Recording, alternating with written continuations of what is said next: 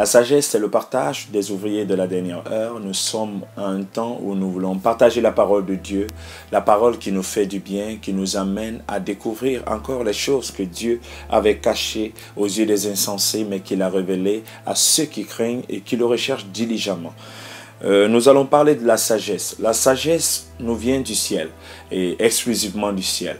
La sagesse n'est pas quelque chose qu'on acquiert à l'école, n'est pas quelque chose qu'on va chercher dans les livres forcément. La sagesse est un don du ciel. Je le crois fermement.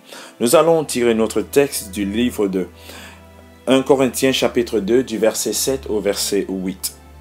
Il est écrit: « Nous prêchons la sagesse de Dieu, mystérieuse et cachée, que Dieu avant les siècles avait destinée pour notre gloire. Sagesse qu'aucun chef de ce siècle n'a connue, car s'ils l'eussent connue, ils n'auraient pas crucifié le Seigneur de gloire. » Nous prêchons la sagesse de Dieu, mystérieuse et cachée, que Dieu avant les siècles avait destinée pour notre gloire. Je suis venu t'annoncer que Dieu a caché une sagesse qui est mystérieuse. Il a destiné à ta gloire. Dieu a déposé une sagesse cachée dans un coffre-fort afin que toi et moi nous puissions en jouir. Dieu ne voudrait pas que nous puissions marcher comme des insensés. Le siècle présent fonctionne comme ceux qui n'ont pas Dieu. Il fonctionne comme ceux qui n'ont que la sagesse du monde. Il fonctionne comme ceux-là qui ne connaissent pas leurs origines, encore moins leur destination. Je voudrais parler de la sagesse. Il y a 3 types de sagesse. Il y a la sagesse des hommes, c'est-à-dire ta capacité d'agencer ou d'utiliser ton intelligence et ta connaissance et les informations que tu as. Il y a également la sagesse du monde qui est un système, le fonctionnement de la société dans laquelle nous vivons. Et enfin, il y a la sagesse de Dieu. La sagesse de Dieu, c'est celle qui nous intéresse. Parce que cette sagesse de Dieu, la Bible la qualifie de mystérieuse et cachée.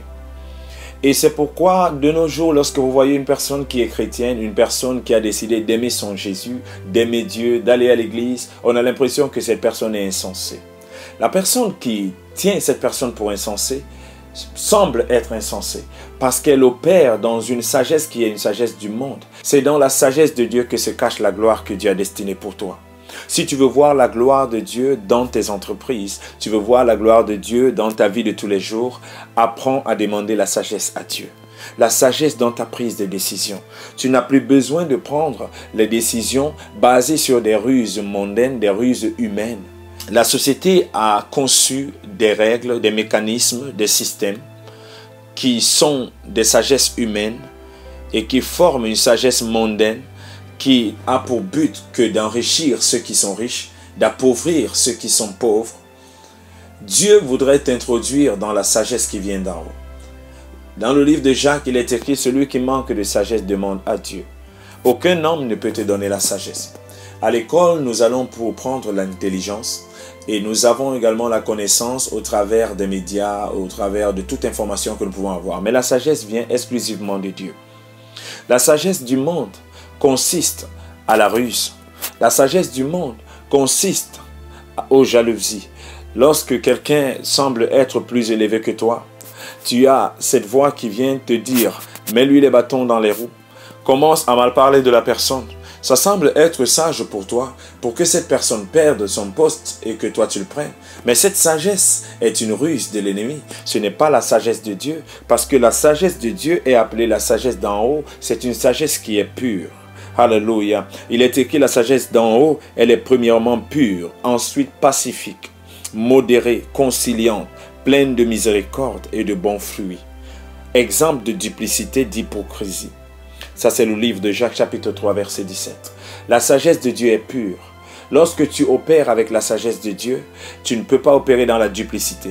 La sagesse du monde opère dans l'hypocrisie, dans la duplicité. Oh, tu dis une chose, mais tu penses à autre chose. Ça, c'est la sagesse du monde. Un chrétien né de nouveau ne saurait opérer à cette dimension. Et si tu veux connaître la gloire que Dieu a réservée pour toi, c'est dans la sagesse qui est le mystère caché, que l'homme du monde ne peut pas opérer, que l'homme du monde ne peut pas connaître. Il est écrit à ce verset, le deuxième verset au verset 8 du livre de 1 Corinthiens chapitre 7, la Bible dit, sagesse qu'aucun des chefs de ce siècle n'a connue, car s'ils l'eussent connue, ils n'auraient pas crucifié le Seigneur de gloire. Regardez ces personnes qui ont cru qu'en tuant Jésus, ils interrompaient le plan de salut de l'humanité, qu'ils interrompaient la gloire de Dieu. C'est la sagesse du monde. Cette sagesse du monde finit toujours par perdre. Elle finit toujours par tomber dans ses propres pièges. Tu n'as pas besoin d'opérer dans la sagesse du monde. Il est écrit dans le livre des Proverbes, celui qui tend un piège, il tombera lui-même. Un piège de mensonge ne saurait jamais manquer de te tenir toi-même. Tu as besoin d'opérer avec la sagesse de Dieu. Tu as besoin de dire oui là où il faut dire oui. Tu as besoin de dire non là où il faut dire non. La sagesse des hommes vaudrait que tu sois chiche, que tu sois radin, que tu sois égoïste, pour que tu puisses faire la richesse, pour que tu sois plus riche.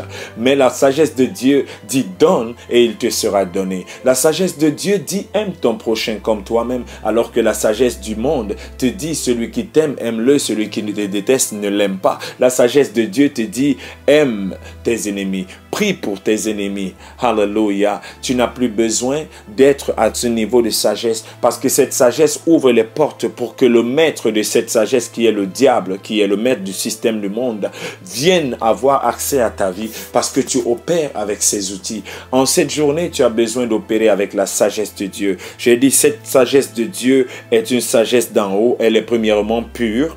Elle est ensuite pacifique. Lorsque tu opères avec la sagesse de Dieu, tu es quelqu'un qui met la paix. La Bible dit que lorsque nous mettons la paix, nous serons appelés les fils de Dieu. Cette sagesse de Dieu est modérée. Tu es une personne qui est modérée dans toutes tes actions. Alors que quand tu opères dans la sagesse de l'homme ou la sagesse du monde, tu veux le paraître. Tu veux opérer dans l'orgueil. Cette sagesse de Dieu est conciliante. Cette sagesse de Dieu est pleine de miséricorde.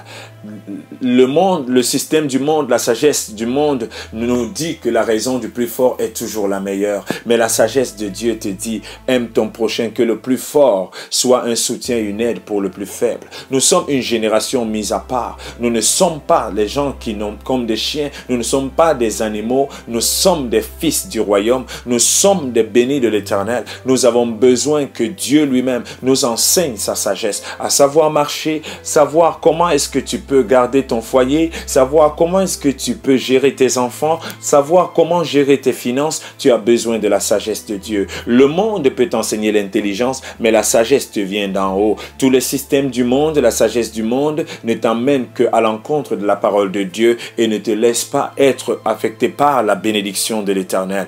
Opère et marche dans la sagesse de Dieu. S'il te manque la sagesse, nous avons un Père là-haut qui dit, si vos parents, vos pères et vos mères ne vous donnent pas le serpent à la place du poisson lorsque vous leur en demandez, à plus forte raison, notre Père qui est dans le ciel, il veut te donner la sagesse. Demande-lui la sagesse. Peut-être tu manques de sagesse. Le manque de sagesse a peut-être amené les troubles dans ton foyer. Le manque de sagesse a peut-être amené le trouble à ton lieu de service. Le manque de sagesse t'a amené à prendre de mauvaises décisions.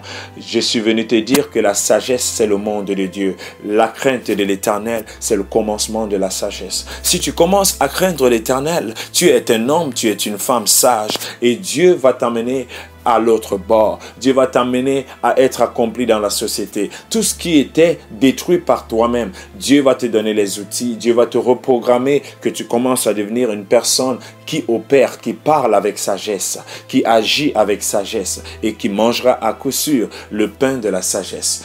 Merci Seigneur pour la sagesse que tu nous donnes. Dans ce monde, ô Dieu, où la sagesse du monde ne consiste que à la méchanceté, ne consiste qu'au piège, ô Dieu, à la haine, à la rancœur. Seigneur, tu mets la sagesse qui est pacifique, ta sagesse qui est pleine d'amour, ta sagesse qui dépend totalement de ta parole dans le cœur de quelqu'un. Je sais que tu m'écoutes ce jour et peut-être tu n'avais pas la sagesse de Dieu. Sache qu'il est tout près de toi. Si tu as reçu Jésus dans ton cœur, tu es déjà sage.